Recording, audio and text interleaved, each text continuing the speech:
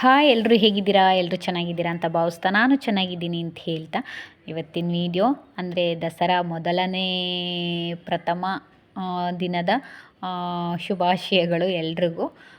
ಏನಪ್ಪ ಅಂದರೆ ಇವತ್ತು ವಿಡಿಯೋ ಮಾಡಿ ಹಾಕಿದ್ದೀನಿ. ಮೊನ್ನೆ ಮಹಾಲಯ ಅಮಾವಾಸ್ಯೆ ಇತ್ತು. ಮಹಾಲಯ ಅಮಾವಾಸ್ಯೆಯಾಗಿ ಮಾರನೇ ಬೆಳಗ್ಗೆಗೆ ಯಾವಾಗಲೂ ಮೊದಲನೇ ಅಂದರೆ ದಸರಾ ಮೊದಲನೇ ದಿನ ಬೀಳೋದು ಪ್ರತಿ ಸಲವೂ ಹಾಗೆಯೇ. ಅದಕ್ಕೋಸ್ಕರ ನಮಗೆ ಸ್ವಲ್ಪ ಲೇಟ್ ಆಗುತ್ತೆ ವಿಡಿಯೋ ಎಲ್ಲ ಮಾಡಿ ಹಾಕೋದಕ್ಕೆ. ಯಾಕೆಂದರೆ ಹಬ್ಬ ಹಿಂದಿನ ದಿನ ಇರೋದ್ರಿಂದ ಬೊಂಬೆ ಎಲ್ಲ ಜೋಡ್ಸೋಕ್ಕಾಗಲ್ಲ. ಯಾಕೆಂದರೆ ಮನೇಲಿ ಹಬ್ಬ ಫಂಕ್ಷನ್ನು ನಾನ್ ವೆಜ್ಜು ಎಲ್ಲ ಮಾಡಿರ್ತಾರೆ, ಅಣ್ಣನ ಮನೇಲಿ ಮಾಡಿರ್ತಾರೆ. ಆಮೇಲೆ ಒಬ್ಬರ ಕೈಲಿ ಮಾಡೋ ಅಂಥದ್ದಲ್ಲ ಇದು, ಎಲ್ಪ್ಗೆ 3-4 ಜನ ಬೇಕು. ಯಾಕೆಂದರೆ ಬೊಂಬೆ ಎಲ್ಲ ಜೋಡಿಸಿ ಸ್ಟ್ಯಾಂಡ್ ಎಲ್ಲ ಹಾಕಿ ನೀಟಾಗಿ ಮಾಡಬೇಕು. ಅದಕ್ಕೋಸ್ಕರ ಒಬ್ಬರ ಕೈಲಿ ಮಾಡೋಕ್ಕಾಗಲ್ಲ ಇದು ಹಬ್ಬನ. ಅದಕ್ಕೆ ಆ ದಿನ ಅಂದರೆ ಹಬ್ಬ ಆದ ಮಾರನೇ ಬೆಳಗ್ಗೆಗೆ ದಸರಾ ಹಬ್ಬ ಬೀಳೋದ್ರಿಂದ ಮೊದಲನೇ ದಿನ ಬೀಳೋದ್ರಿಂದ ಬೊಂಬೆ ಎಲ್ಲ ಜೋಡಿಸಿ ಸ್ಟ್ಯಾಂಡ್ ಎಲ್ಲ ಹಾಕಿ ಅದೆಲ್ಲ ಅರೇಂಜ್ ಮಾಡಬೇಕು. ಸ್ವಲ್ಪ ಕಷ್ಟ ಆಗುತ್ತೆ ಅವತ್ತೊಂದು ದಿನ, ಅದಕ್ಕೆ ಸ್ವಲ್ಪ ಲೇಟ್ ಆಗುತ್ತೆ. ಅವರು ಸಹ ಎಲ್ಲ ಸ್ಟ್ಯಾಂಡ್ ಎಲ್ಲ ಹಾಕಿ ಬೊಂಬೆ ಎಲ್ಲ ಜೋಡಿಸ್ತಾಯಿದ್ರು. ನಾವು ಬೇರೆ ಕೆಲಸ ಎಲ್ಲ ಮಾಡ್ಕೊತಾ ಇದ್ವಿ. ಹಿಂದಿನ ದಿನ ಹಬ್ಬ ಇರೋದ್ರಿಂದ ನಮಗೂ ಸ್ವಲ್ಪ ಮನೆಯೆಲ್ಲ ಗಲೀಜಾಗಿರುತ್ತೆ, ಎಲ್ಲ ಕ್ಲೀನ್ ಮಾಡ್ಕೊತಾ ಇದ್ವಿ ನಾವು. ಅವರೆಲ್ಲ ಬೊಂಬೆ ಎಲ್ಲ ಇಟ್ಟು ರೆಡಿ ಮಾಡ್ತಾಯಿದ್ರು, ಸ್ಟ್ಯಾಂಡ್ ಎಲ್ಲ ಹಾಕಿ ಲೈಟಿಂಗ್ಸ್ ಎಲ್ಲ ಬಿಟ್ಟು ಎಲ್ಲನೂ ಮಾಡ್ಕೊತಾ ಇದ್ರು. ಇದು ನವರಾತ್ರಿ ಆಗಿರೋದ್ರಿಂದ ನೈಟ್ ಹೊತ್ತೇ ಪೂಜೆನ ಮಾಡಬೇಕು. ಅದಕ್ಕೆ ನವರಾತ್ರಿ ಅಂತ ಕರೆಯೋದು. ನೈಟ್ ಹೊತ್ತೇ ಇದನ್ನು ಪೂಜೆನ ಮಾಡೋದು. ಅದಕ್ಕೋಸ್ಕರ ನೈಟ್ ಹೊತ್ತೇ ಮೇಯ್ನು ಈ ಹಬ್ಬಕ್ಕೆ ಕಳಶ ಮತ್ತು ಪಟ್ಟದ ಗೊಂಬೆನೇ ಮೇಯ್ನು ಪೂಜೆ. ಕಳಶ ಪಟ್ಟದ ಗೊಂಬೆನೇ ಇಟ್ಟು ಮೊದಲನೇ ಬೊಂಬೆ ಹಬ್ಬ ಅಂದರೆ ಅದೇ ಮೇಯ್ನು, ಅದನ್ನೇ ಇಡಬೇಕು ದಸರಾ ಹಬ್ಬಗಳಲ್ಲಿ. ಯಾಕೆ ಅಂದರೆ ಗಂಡು ಹೆಣ್ಣು ಸೃಷ್ಟಿ ಅಂದರೆ ಹೆಣ್ಣು ಗಂಡು, ಅದಕ್ಕೆ ಅದನ್ನು ಪಟ್ಟದ ಗೊಂಬೆ ಇಟ್ಟೇ ಪ್ರತಿ ಪೂಜೆನೂ ಮಾಡೋದು. ಬೊಂಬೆ ಹಬ್ಬದಲ್ಲಿ ಪ್ರತಿ ದಿನವೂ ಸ್ಟಾರ್ಟ್ ಮಾಡೋದು ಅದೇ ಮೇಯ್ನು. ಈ ಹಬ್ಬಕ್ಕೆ ಕಳಶದ ಪಕ್ಕದಲ್ಲಿ ಇಟ್ಟಿದ್ದೀನಿ ಪಟ್ಟದ ಗೊಂಬೆನ, ನಾನು ತೋರಿಸ್ತೀನಿ ಅದನ್ನು. ಇದು ವೀಡಿಯೋ ಹಾಕಿರೋದು, ಅದಕ್ಕೋಸ್ಕರ ಅದನ್ನು ಝೂಮ್ ಮಾಡಿ ತೋರ್ಸೋಕ್ಕಾಗ್ತಾಯಿಲ್ಲ. ನಾಳೆ ತೋರಿಸ್ತೀನಿ ಯಾವುದು ಪಟ್ಟದ ಗೊಂಬೆ ಅಂತ. ನಾವು ಆಲ್ರೆಡಿ ತುಂಬ ಲೇಟ್ ಆಗಿತ್ತು, 9 ಗಂಟೆ 10 ಗಂಟೆ ಎಲ್ಲ ರೆಡಿ ಮಾಡೋಷ್ಟರೊಳಗಡೆ ಎಲ್ಲ ರೆಡಿ ಮಾಡಿ ನಾವು ಕಳಶ ಎಲ್ಲ ಇಟ್ಟು ಪೂಜೆಗೆಲ್ಲ ರೆಡಿ ಮಾಡ್ಕೊಂಡ್ವಿ. ಎಲ್ಲ ಮಾಡಿ ಪೂಜೆನ ಸ್ಟಾರ್ಟ್ ಮಾಡಬೇಕು. ಪೂಜೆ ಎಲ್ಲ ಸ್ಟಾರ್ಟ್ ಮಾಡಿ ಇವತ್ತೇನು ಮಾಡಲ್ಲ, ಯಾಕೆಂದರೆ ಆಲ್ರೆಡಿ ಟೈಮ್ ಆಗಿಬಿಟ್ಟಿದೆ. ಬೇರೆಯವ್ರಿಗೆಲ್ಲ ಡಿಸ್ಟರ್ಬ್ ಆಗುತ್ತೆ, ಜಾಗಟೆ ಇವೆಲ್ಲ ಮಾಡೋದಕ್ಕೆ ತುಂಬ ಲೇಟ್ ಆಗುತ್ತೆ. ಬರೀ ಪೂಜೆನ ಮುಗಿಸಿ ಇವತ್ತು ಕ್ಲೋಸ್ ಮಾಡ್ತೀವಿ. ನಾಳೆ ಅರ್ಚನೆ ಎಲ್ಲ ನಾಳೆ ಇಟ್ಕೊತೀವಿ. ಇವತ್ತು ಬೇಗನೆ ಆಗಿದ್ದಿದ್ರೆ ಇವತ್ತೇ ಎಲ್ಲ ಮಾಡ್ತಿದ್ವಿ. ಆದರೆ ತುಂಬ ಲೇಟಾಗಿರೋ ಕಾರಣ ನಾವು ಸ್ವಲ್ಪ ನಾಳೆನ ಮಾಡ್ಕೊಳ್ಳೋಣ ಅಂತ ಅಂದ್ಕೊಂಡ್ವಿ. ಆಮೇಲೆ ಈ ಸಲವೂ ಸಹ ಎಕ್ಸ್ಟ್ರಾ ಗೊಂಬೆಗಳನ್ನ ತರಿಸಿದ್ದೀವಿ ನಾವು. ಹೋದ ಸಲ ಇದ್ದಿದ್ದಕ್ಕಿಂತ ಸ್ವಲ್ಪ ಜಾಸ್ತಿ ಹೆಚ್ಚಿಸಿದ್ದೀವಿ, ಒಂದು 4-5 ಗೊಂಬೆನ. ಮತ್ತು ಯಾವುದೋ ಗೊಂಬೆ ಡ್ಯಾಮೇಜ್ ಬೇರೆ ಆಗಿದೆ, ಅದನ್ನು ಕೊಟ್ಟು ಕಳಿಸಿ ಮತ್ತೆ ಅದನ್ನು ರಿಟರ್ನ್ ತರಬೇಕು. ಆಲ್ರೆಡಿ ಲೇಟಾಗಿರೋದ್ರಿಂದ ಬರೀ ಪೂಜೆನ ಮಾಡಿ ಮುಗಿಸ್ತೀವಿ. ನಾವು ಇದು 9 ದಿನ 9 ತರಹದ ಪೂಜೆನ ನಾವು ಮಾಡ್ತೀವಿ. ಅದರಲ್ಲಿ ಮೊದಲನೇದು ಶೈಲಪುತ್ರಿ.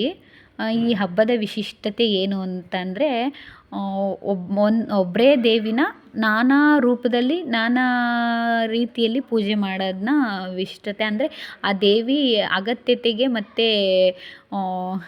ಉದ್ದೇಶಗಳಿಗೆ ಅನುಗುಣವಾಗಿ ರೂಪನ ತಾಳ್ತಾರೆ. ಅದರಲ್ಲಿ ಪಾರ್ವತಿ ದೇವಿ 9 ಅವತಾರಗಳು. ಅದರಲ್ಲಿ ಮೊದಲನೇದು ಶೈಲಪುತ್ರಿ ಅಂತ ಯಾಕೆ ಹೆಸರು ಬಂತು ಅಂತ ಅಂದರೆ, ಪಾರ್ವತಿ ದೇವಿ ಪರ್ವತರಾಜ ಮತ್ತು ಹಿಮವಂತರ ಮಗಳಾಗಿರ್ತಾರೆ.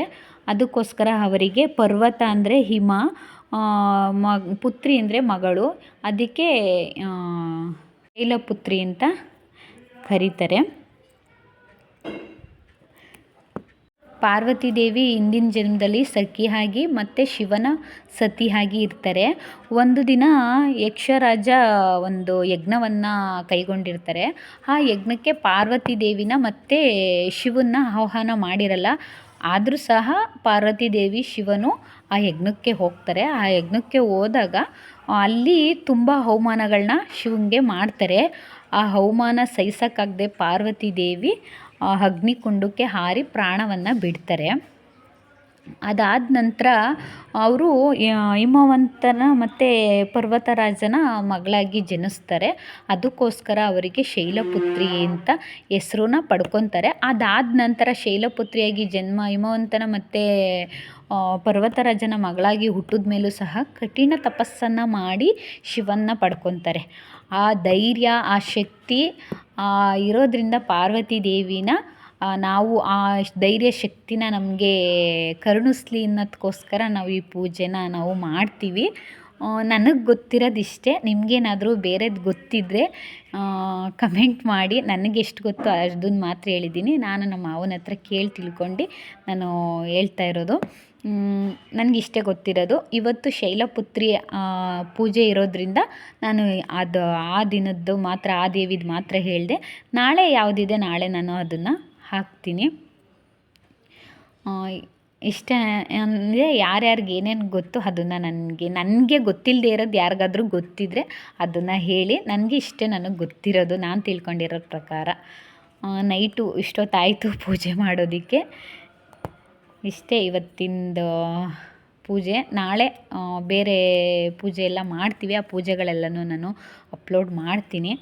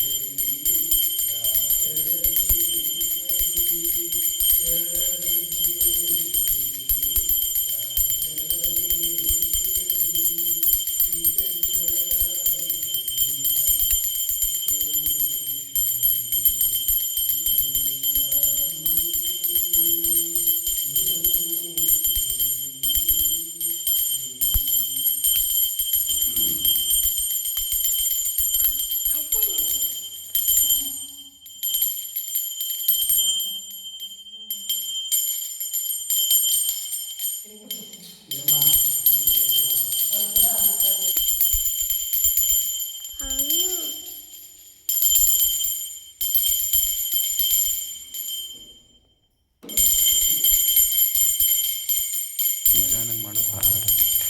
ಏನು ಪಟ ಮಾಡ್ಕೊಂಡೈತಿ.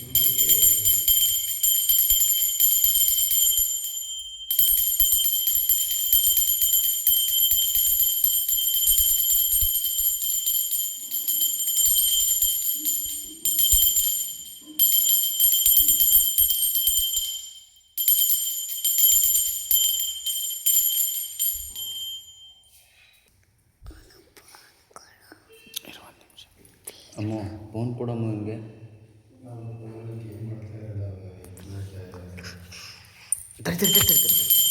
ಅಮ್ಮನ ಪೂಜೆ ಆಗೋದಿರು.